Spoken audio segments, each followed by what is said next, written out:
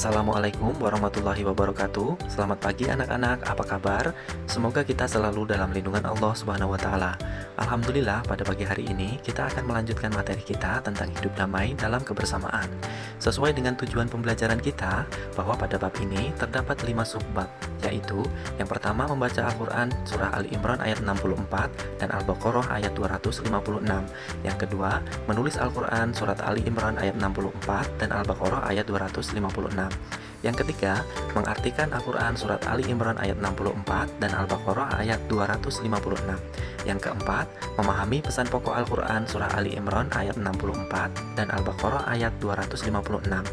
Dan yang kelima, menghafal Al-Quran surat Ali Imran ayat 64 dan Al-Baqarah ayat 256. Nah, untuk 3 subbab yang pertama telah kita bahas dan pelajari bersama.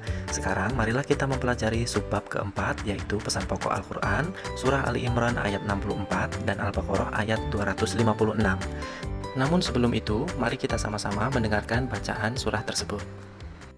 Bismillahirrahmanirrahim.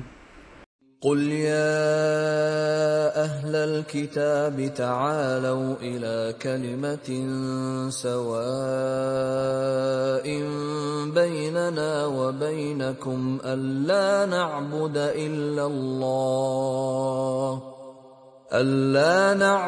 إلا الله ولا نشرك به شيئا ولا يتخذ بعضنا بعضا أربابا من دون الله فإن تولوا فقولوا اشهدوا بأننا مسلمون. Bismillahirrahmanirrahim.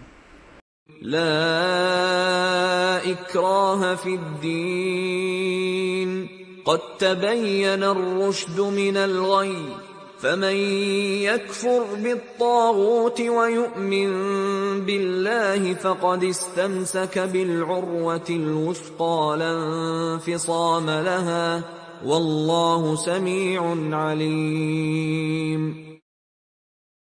Nah, sekarang setelah kita mengetahui bacaan surah tersebut, mari kita sama-sama menyimak apa sih pesan pokok yang terkandung di dalam surah tersebut. Pesan pokok surah Ali Imran ayat 64 dan Al-Baqarah ayat 256. Pesan pokok surah Ali Imran ayat 64 yang pertama, persamaan atau kalimatus sawa. Islam memerintahkan kepada hambanya untuk mengatasi masalah melalui dialog, diskusi, dan musyawarah untuk menghindari perpecahan. Yang kedua, tidak menyekutukan Allah SWT. Menyekutukan Allah artinya menjadikan makhluk Allah sebagai sesembahan atau Tuhan. Pesan pokok surah Al-Baqarah ayat 256. Yang pertama, tidak memaksa keyakinan kepada orang lain. Antara teman yang berbeda keyakinan, kita harus memiliki rasa toleransi, yaitu sikap terbuka saling menghormati, saling menghargai terhadap perbedaan keyakinan.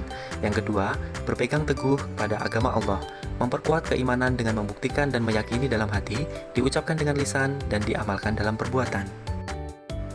Nah, sekarang, sikap baik atau terpuji yang dapat diambil dari surah Ali Imran ayat 64 dan Al-Baqarah ayat 256 adalah: yang pertama, menyadari bahwa setiap individu memiliki hak yang berbeda. Yang kedua, menghormati dan menghargai keyakinan orang lain. Yang ketiga, berdialog, berdiskusi, dan bermusyawarah untuk mencapai kesepakatan. Yang keempat, setuju dan bersikap terbuka tentang adanya perbedaan. Yang kelima, kesadaran dan kejujuran. Nah, demikianlah tadi pembahasan kita tentang pesan pokok surah Ali Imran ayat 64 dan Al-Baqarah ayat 256. Sebagai penutup, jawablah pertanyaan berikut.